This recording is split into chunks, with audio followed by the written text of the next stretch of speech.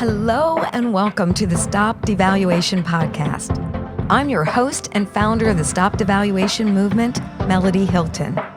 The heart of this movement is to see the value in all of humanity and live courageous lifestyles of using our power for good instead of harm. We can affect change by choosing validation over judgment, and I hope you'll take your place and make a positive impact in this world.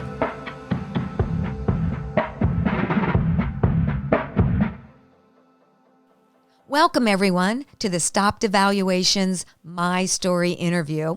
And today we have Joy Renee Arnold with us. Thank you so much for being here, Joy. Oh, it's my pleasure. You know, I've learned it takes a whole lot of courage to share the painful chapters of our life story. And so, Joy, thank you so much for being so courageous today. You're welcome. You're right. It takes guts. Yes, it does. So I know that the injustices that we've experienced just scream the message that we're not valuable. It just creates such deep trauma on the inside of us. And so these abuses of power often cause us to feel like we're powerless and that we can't protect ourselves and we can't stop those things from happening over and over again in our life. And so, Joy, could you share with us your story of devaluation? Okay.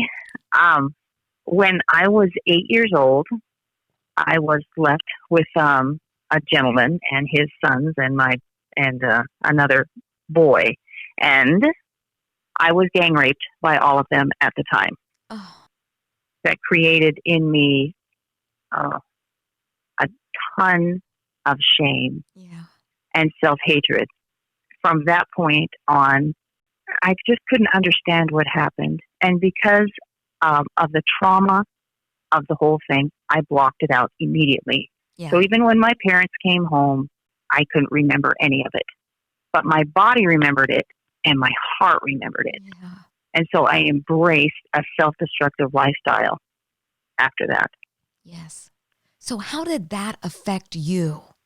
Well, it flipped a switch inside of me. So before that time, I thought that my father was the most fantastic, wonderful, terrific person. I admired him. I bragged about him. But after that time, I hated him. Oh. But I couldn't understand why. And he couldn't understand why. Nobody could understand it. So they knew something was wrong, but nobody could figure out what was going on because I did the memory block. I didn't know. I even had a teacher come up to me at one point and say, "What happened to you?" Wow. And I was a second grader. Wow. I didn't know. So it changed my whole perspective. It changed your whole perspective, yeah. So how did you view yourself? I thought I was a horrible person. I thought I was completely unlovable. Before that, I had been this bubbly, happy little girl. Any crowd, you'd pick me out because I was the cutest, most charming child. After that, I was angry and constantly trying to provoke other people to hate me because I hated myself. Yeah. So I was doing everything that I could to prove to other people how awful I was. Yeah. So how did that affect your emotional health as you began to get older? I was very self-destructive. Everything that I was afraid of or I thought was terrible or horrible or wrong, I stepped into. Wow. To continuously prove to myself how awful I was. And the whole time I was having memories, but I didn't realize they were memories. I thought that I had terrible thoughts. So that just reinforced to myself that I was a terrible person. I kept having these thoughts, but they were actually memories of the incident that happened. But I thought I was wishing this stuff onto myself. Wow. So it reinforced my idea that I was a terrible person. So did you struggle with depression or discouragement or things that affected your emotional health? Yes, I was extremely emotional. In school, they put in my records that I was emotionally disturbed. Oh. And I was so angry with them for putting that in there because they never talked to me about it. They didn't talk to my parents about it. They never did anything about it. They just put it in my record, and I saw it when I was 18 that I was emotionally disturbed. But then I got married and had my kids, and life progressed as normal, but I was very, very unhappy. Mhm. And so after my first child was born, the doctor put me on antidepressants. Wow. It tried to tell me that there was no reason for me to feel the way I felt because nobody knew. Yeah. We didn't know. And then when I was 27, one of the leaders in an organization that I belonged to went to a conference, and he came back from it and he said that he had asked advice about how to help me because I was going to him for some counseling. And they suggested that I had a memory block. And my sister had just told me she had one. And so I was like open to that idea. I'd not heard of it before that, but I was open to that idea. So I went home and I thought about it and I prayed about it. And my memory unlocked. And from what I've heard, it's not that uncommon. I had my first daughter at that point, and I've heard that it's not that uncommon because now I need to protect her from the same thing. Yeah. So my memory unlocked when she was like 5 months old, and I remembered the incident. And I was, it sounds so stupid, but I was so relieved when my memory unlocked and I remembered the incident because then it wasn't, I had horrible thoughts. It was true memory. Yeah. And it wasn't, what's wrong with me? Now I knew. And once I knew where all of this self-hatred and stuff came from, now I can try to deal with it. Yeah, that's huge. But during that period of time, I spent 20 years taking 15 pills a day. Wow. To stay out of depression and suicide. And I was institutionalized a couple of times during that period of time for suicide ideation. So it was a hard road. My goodness. My heart just breaks for you. No one should ever have to face such trauma and fear or emotional suffering. It's just amazing how you're sharing your story from a place of healing now and a desire to connect to others who have faced similar things. You just want them to know that there's hope and that they too can get to the other side of this pain. Boy, that still was a pretty intense journey for you, even once you knew why. Yes, and it wasn't an immediate healing. And I didn't immediately come to a place like, oh, I'm free now. No, Right. It was still a long road because that was at 27, and I didn't really get off all those medications and things until I was, I can't even remember. I know it was in 2012. Wow. Not that I started getting off of them, and it took a couple of years, but my psychiatrist was completely on board with me getting off of them. I didn't just go ahead and just dump the whole works because you go through withdrawal and it's terrible.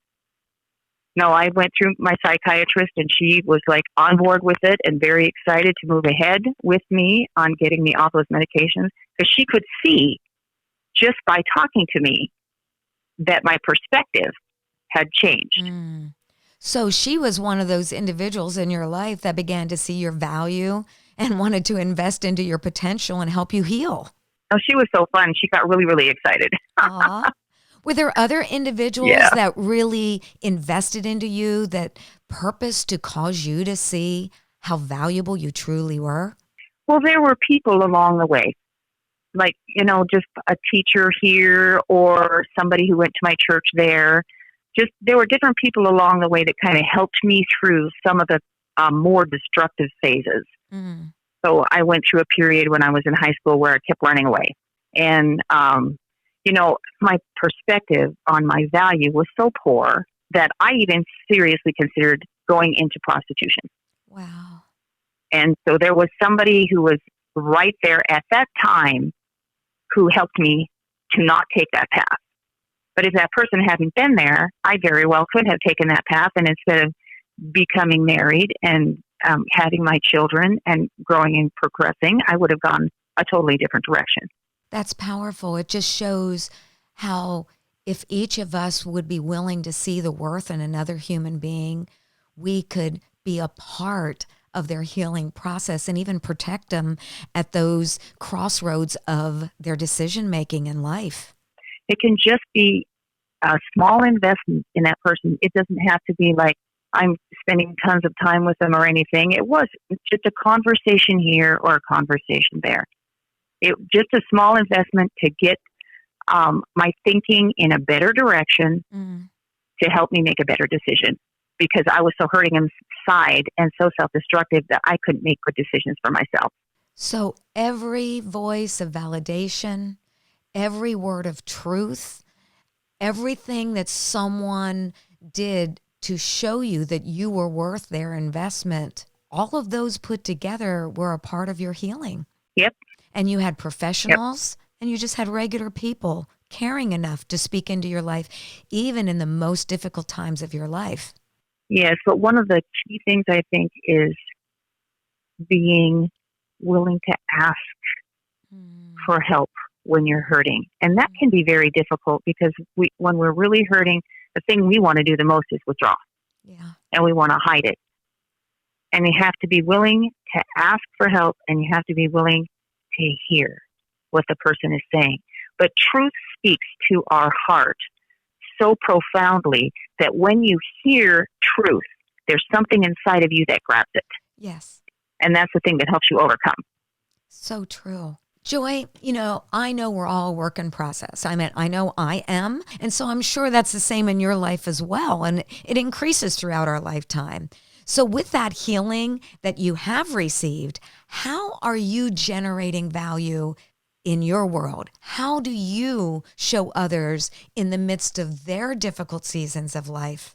How do you show them that they are truly valuable? Well, I cultivate relationships. I love people, and I make sure that they know it. Yeah. I am to the point where I'm kind of nosy. So I ask people lots of questions about who they are and what their life is like.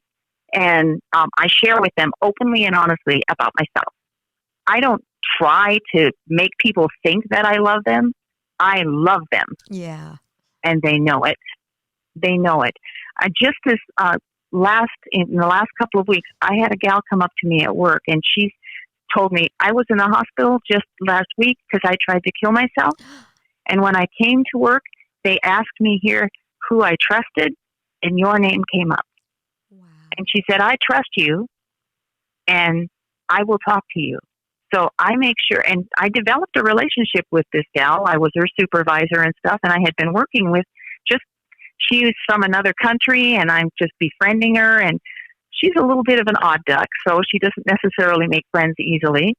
And I just made sure that she knew that I cared about her just by casual conversation every day and just that touch. And when it came to the bottom line, I'm making sure that I connect with her. How are you? And, she's keeping the door open, letting me speak into her life and help her. That is powerful. It's unique that you use the word odd duck, because we don't always know why someone does what they do and why they react the way they do. But there's always a reason, isn't there? Yes. And if we can touch why, they can be healed as well. Yes. And we don't want to disqualify anybody because we don't know their story. That's exactly right. I'm so grateful that you're one that cares enough to find out someone's story and to make that investment and to genuinely love them, even if they are, quote unquote, an odd duck. Joy, before we close, is there anything that you would like to tell our audience that is upon your heart that you want to share with them specifically? This is going to sound so trite, but I want people to know that no matter who you are, no matter what you've done, no matter what's been done to you, God loves you. Yeah. He loves you. You are not too far out of His reach. It is never too late, and you can be restored. That is beautiful. I can tell, Joy, you are a woman of faith, and that faith helped you process through to find your healing and be a vessel to help others heal as well. Thank you so much for being a part of my story. Well, thank you so much for having me and giving me the opportunity. I appreciate you, Melody. You're a wonderful person. And you too, and anybody Joy. who knows you knows it. And you too, Joy. Thank you so much. Yep, thank you.